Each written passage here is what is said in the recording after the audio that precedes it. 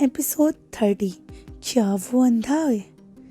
दिन के अंत तक ये विस्फोटक खबर पूरे राजभवन और यहाँ तक कि आसपास के स्कूलों में भी फैल गई। राजभवन में रोनित के एक बड़े शॉट होने के बारे में हर कोई जानता था, जिसे उस स्कूल में सबसे बदसूरत लड़की यानी वीरा ने रिजेक्ट कर दिया। वो उस पागल बदसूरत के बारे में भी जानते थे, जिसने कहा कि उसे राज से 1800 गुना ज़्यादा अट्रैक्टिव लड़का चाहिए। स्कूल का हॉल रोनित यानी आखिरी पंक्ति से बहुत दूर बैठे हुए भक्ति पूर्वक भाव वाली वीरा के फेस को देख रहा था। वो उसके पिछली झलक को ही उसे देख कर इमेजिन कर रहा था। वीरा द्वारा मौके पर ही रिजेक्ट किए जाने के बाद भी उसने हार मानने से इनकार कर दिया। उसके बगल वाली खिड़की और सीट पर राज बैठा हुआ था। रोनित ने एक सिगरेट पास की और राज ने आलसी होकर नीचे देखा और मना कर दिया। ये देखकर कि उसने इसे नहीं लिया, रोनित ने खुद वो सिगरेट जलाई और एक लंबी लंबी कश ली।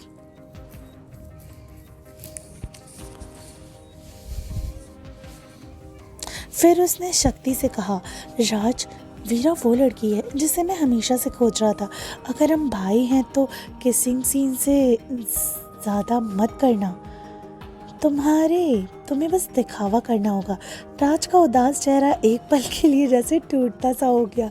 तुम इसके बारे में कुछ ज़्यादा नहीं सोच रहे। रोनित ने भी महसूस किया कि वह इस बार कुछ ज़्यादा ही सोचा, क्योंकि राज उसे कभी किस नहीं कर सकता, यहाँ तक कि वीरा के चेहरे के करीब भी नहीं पहुँच सकता। तो वीरा का गेटअप बेहद सुरक्षित था, तो रोनित ने हल्के से खांसते हुए कहा, राज, हम एक डील क्यों नहीं करते?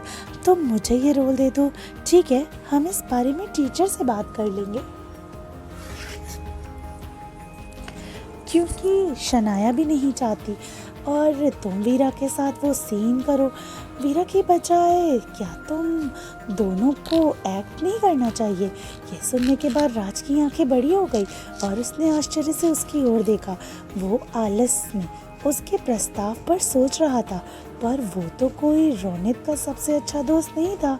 रोनित बेसब्री से राज के जवाब का इंतज़ार कर रहा था। बताओ यार। रोनित शांत हो जाओ यार। रोनित, तू इतना अजीब क्यों हो रहा है? और ये क्या है? एक दूसरे लड़के का चेहरा भी कड़वा हो गया। रोनित, क्या हुआ यार? तेरा टेस्ट इतना खराब कब से हो गया? खास तो मतलब वाकई में वो इतना ज़्यादा परेशान हो गया। वो रोनित को फिर से कल रात की वो एक झलक याद आ गई, जिससे उसके गाल से लेकर कान तुरंत लाल हो गए। शुरू में वह अपना बचाव करना चाहता था, लेकिन अंत में उसने उन सबको बुरी तरीके से डांटा। चुप रहो तुम लोग, जानते ही क्या हो तुम लोग। वह कभी भी किसी की सच नहीं बताना चाहता था। उसे इस राज को जानने वाला अकेला ही होने का भावना पसंद था। वैसे भी अगर सबको पता चल जाएगा तो सब उसके पीछे नहीं पड़ जाएंगे। रोनित, शनाया जल्दी से रोनित के पास चली आई। वो इतनी ज़्यादा गुस्से में थी कि जिसका कोई शुमार नहीं था। वो काफ़ी परेशान हो गई थी कि आखिर इसे क्या हो गया है। उसका सुंदर छोटा सा चेहरा इस समय बदसूरत लग रहा था। रोनित, तुम असल में करना क्या चाहते हो? मुझे मत बताओ तुम असल में उस बदसूरत सन की वीरा से प्यार हो गया है। भले ही राज की जगह रोनित ले ले, पर वो इससे भी बर्दाश्त नहीं कर सकती कि रोनित उस बदसूरत सनकी के साथ कैसे हो सकता है। रोनित ने भड़की हुई शनाया को देखा। हाँ, एक्चुअली उसके प्यार में गिर गया हूँ। शनाया ने दम घोटते हुए कहा। क्या तुम पागल हो? तुम किसी के लिए भी गिर सकते हो, लेकिन तुम उसके लिए गिर गए? क्या तुम्हें पता भी है कि हर कोई तुम्हारे बारे में क्या कह रहा है? वो ये कह रहे हैं कि तुम्हारा दिमाग खराब हो गया। हाँ, मेरा दिमाग खराब हो गया है। रोनित ने मुस्कुराते हुए फिर से अपना सिगरेट फूंका और बोला, क्या इसका दिमाग इसके पास भी है या ये अंधा हो गया है? राज, तुम्हें क्या लगता है, बताओ? रोनित ने राज को फिर से देखा और घबराते हुए पूछा। तभी सामने से कोई चिल्लाया, राज, तुम्हारी बारी है। राज की पीठ सख्त हो गई और इसने वीरा के खून से लथपथ लाल होंठों को देखा और ऐसा दिख रही थी जैसे उसने अभी अभी किसी बच्चे को निगल लिया हो। बहुत देर के बाद उसने कहा, मैं इस पर सोच सकता हूँ। उसने अपनी घड़ी पर टाइम देखा और कहा, मुझे जाना होगा। फिर वो बिजली की तेजी से ऑडिटोरियम से निकल गया। क्या सच में मैं सिंगल दिखता हूँ? अब क्योंकि लास्ट सीन राज को ही करना था, पर वो तो भाग गया, इसलिए सभी वहाँ से चले गए। इसने राज को डरा दिया होगा सच में, इसलिए वो छिपने के लिए भाग गया। फिर भी इसकी बात करें तो राज एक्चुअली रोनित को राजकुमार का रोल नहीं देगा, है ना? मुझे लगता है कि ये संभव है। अगर कोई खुद ये रोल उससे मांग रहा है तो इसका मतलब नहीं है कि वो ये मौका ना ले। मुझे नहीं लगता कि ये बदसूरत सन की इतनी चालाक होगी। उसने रोनित को कोई जादुई दवा दी है। छोटे से हॉल में लड़कियों की अभी भी आपस में गुप्त रूप से चर्चा चल रही थी। लेकिन एक बात, जब रोनित ने उस पर एक भयावह नज़र डाली तो ये सभी तुरंत पीली पड़ गईं, जल्दी से वहाँ से भाग गईं। उन लोगों को देखने के बाद रोनित वीरा के पास गया और उसका गुस्से वाला चेहरा अचानक कोमल हो गया। मैं तुम्हें हॉस्टल छोड़ देता हूँ। हे, क्या तुम मेरे साथ डिनर पे चलोगी? वीरा ने अपनी बाहें आपस में सिकोड़ ली। रोनित, मैंने तुमसे पहले भी कहा है ना। रोनित ने झट से कहा, मुझे पता है कि मैं दिखने में उतना अच्छा नहीं हूँ, लेकिन मैं तुम्हारे साथ सच में अच्छा बिहेव करूँगा। तुम मेरे लुक्स की बेसिस पर मुझे जज नहीं कर सकती। ये सुनकर वीरा के मुंह के कोने कांप गए। ये क्या मजाक है? तुम्हारे मन में मेरे लिए अचानक ये भावनाएं क्योंकि तुमने रात में मुझे बिना मेकअप के देखा था ना? वीरा ने स्पष्ट रूप से पूछा।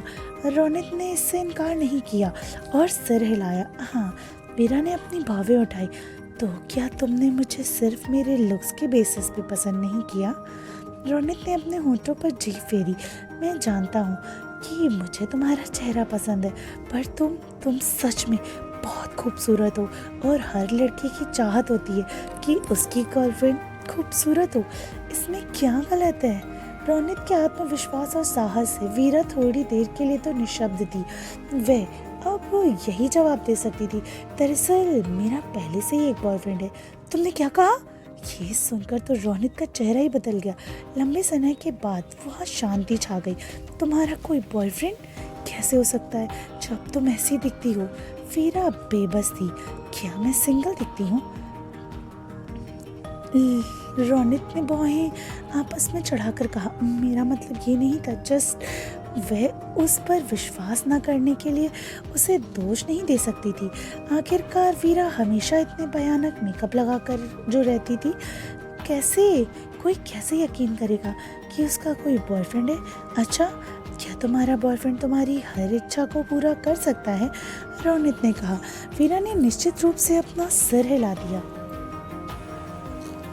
वीरा ने निश्चित रूप से अपना सिर हिलाया और हाँ कहा, लेकिन वीरा के कहने के बाद रोनित का चेहरा तुरंत काला पड़ गया। उसने और भी यकीन हो गया कि वह झूठ बोल रही है। वीरा, तुम्हें मुझसे झूठ बोलने की और बचने या बहाने करने की कोई ज़रूरत नहीं है, वरना तुम्हें मुझे रिजेक्ट करने का हक नहीं है और मुझे तुम्हारा पीछा करने का हक है। मैं हार नहीं मानूंगा। वीरा ने आ भरी। तो बताओ, मुझे क्या करना चाहिए? मैं तुम्हें विश्वास दिला सकूं कि मैं सच कह रही हूँ। हर कोई क्यों शक करता है कि मेरा एक बॉयफ्रेंड है? क्या वो नहीं समझ सकते कि किसी का टेस्ट कुछ अलग हो सकता है? थोड़ा सोचते हुए रोनित ने जवाब दिया, जब तक कि मैं उसे अपनी आंखों से ना देख लूँ मुझे यकीन नहीं होगा। उसे अपनी आंखों से देखना है। हान को एक ऐसे लड़के से मिलाने के लिए ले जाना जो मुझे पसंद करता है और मुझे पटाने की कोशिश कर रहा है। क्या मैं मरना चाहती हूँ? नहीं। और क्या वो रोनित से मिलने के लिए तैयार हो जाएगा? यह असंभव लगता है। वीरा ने गंभीरता से सोचा और थोड़ा झिझकते हुए पूछा, तुम्हें यकीन है कि तुम उसे देखकर हार मान जाओगे? रोनित उसके जाल में नहीं आया और उसने सावधानी से उत्तर दिया, बेशक अगर वो वास्तव में उत्कृष्ट है, जैसा तुमने कहा कि वो रात से 1800 गुना बेहतर दिखता है, उसे ऐसा लगता है कि मुझसे बचने के लिए ये किसी को भी अपना बॉयफ्रेंड बनाकर ले आएगी, मैं जानता हूँ। देखते हैं इसे रात से 1800 गुना बेहतर दिखने वाला लड़का कहाँ मिलेगा। ठीक है, मुझे इसके बारे में सोचने दो। मेरा बॉयफ्रेंड बहुत बिजी रहता है, मुझे उससे पूछने दो। वीरा ने जवाब दिया। रोनित ने बिना किसी चिंता के कहा, ज़रूर। रोनित पर्सनली वीरा को उसके हॉस्टल तक छोड़ने आया और आप कल्पना कर सकते हैं कि वहाँ तक जाना कैसा होगा। पब्लिकली वहाँ उस बास्केटबॉल ड्रेस में लंबे लड़के को देख सकते हैं जो एक गार्डियन एंजल की तरह उस लड़की के बगल में या उसके साथ साथ चल रहा है। ये पूरी तरीके से किसी भी टीनेजर लड़की का दिल जीत रहा था।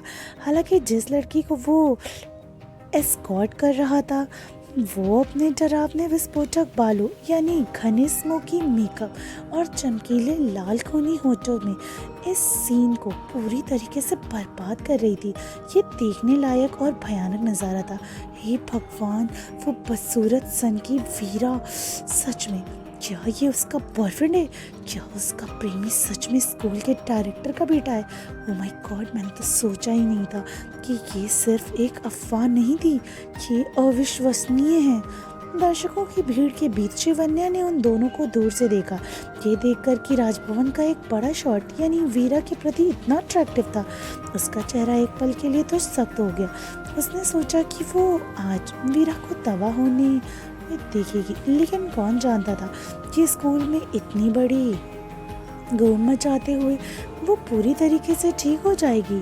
बालिका छात्रावास यानी गर्ल्स हॉस्टल के प्रवेश द्वार पर रोनित के जाने के बाद शिवन्या तेजी से वीरा की ओर दौड़ी। रोनित के पीछे जाने की दिशा में देखा। उसने झिझकते हुए चिंता से पूछा, वीरा तुम्हारी और रोनित के बीच में क्या चल रहा है? उस समय शिवन्या के पीछे दो लड़कियां थीं। बाई ओर की लड़की ने एक सफ़ेद स्कर्ट में और काफ़ी गर्व में खड़ी थी। वीरा को अस्वीकार रूप से देख रही थी। उसने रोष के साथ कहा, एक तरफ तो तुम राज पर डोरे डाल रही हो और दूसरी तरफ रोनित को फंसा लिया। सीरियसली, तुम्हें कोई शर्म भी है या नहीं? अमृता, जिसने कहा, उसे सुनकर शिवन्या को खुशी हुई। उसने अपनी खुशी को छुपाया और ईशा को प्यार से चेतावनी दी। ईशा, वीरा के बारे में ऐसा मत कहो, वो उस तरह की इंसान नहीं है, वो शायद सिर्फ नॉर्मल फ्रेंड्स हैं। अमृता का नाजुक चेहरा थोड़ा तिरस्कार से भरा था। वो नॉर्मल फ्रेंड्स कैसे हो सकते हैं? वो पहले ही पब्लिकली कबूल कर चुका है और यहाँ तक कि उसे अपनी गार्डन एंजल की तरह प्रोटेक्ट भी कर रहा है। ये नॉर्मल फ्रेंड्स कैसे हो सकते हैं? शिवन्या की दाहिनी और अपनी स्कूल वर्दी की एवरेज दिखने वाली लड़की व्यंग्यात्मक रूप से कहा, ये बदसूरत सन की किसी आदमी को फंसा कैसे लेती है? जब वे इतनी घटिया दिखती है वो ये कैसे करती है? शिवन्या के ग्रुप के साथ हुए हंगामे की वजह से वहाँ आसपास लड़कियों की भीड़ उमड़ पड़ी। अंजलि ने जो कहा उसे सुनने के बाद दर्शकों की भीड़ एक दूसरे को देखा और अनुमान लगाया, ये बेड में इसकी स्किल्स की वजह हो सकता है। शिवन्या की आंखें चमक उठी, पर उसने वीरा की रक्षा करने के अंदाज में कहा, तुम्हें कोई गलतफहमी हुई होगी। अमृता ने अपने हाथ फोल्ड कर लिए। ये देखकर कि शिवन्या ने वीरा की ओर चिल्लाया, शिवन्या, तुम अभी भी इस तरह के इंसान के साथ क्यों घूम रही हो? क्या तुम्हें इसकी करतूत नहीं दिखती? शिवन्या ने ऐसे एक्ट किया जैसे वो वीरा और अमृता के बीच सैंडविच बनने का कारण एक मुश्किल स्थिति में थी। ऐसा मत कहो, वीरा असल में काफ़ी इनोसेंट है। उसके परिवार की हालत भी ठीक नहीं है। उसके परिवार ने उसे जिस तरह छोड़ दिया, मैं उसे नहीं छोड़ूंगी। अमृता ने उपहास करते हुए कहा, शिवन्या, तुम बहुत दयालु हो और बहुत नर्म दिल की भी। जैसे कि कहा जाता है, हर दुखी व्यक्ति के दुख उसके अपने दोष के कारण होते हैं।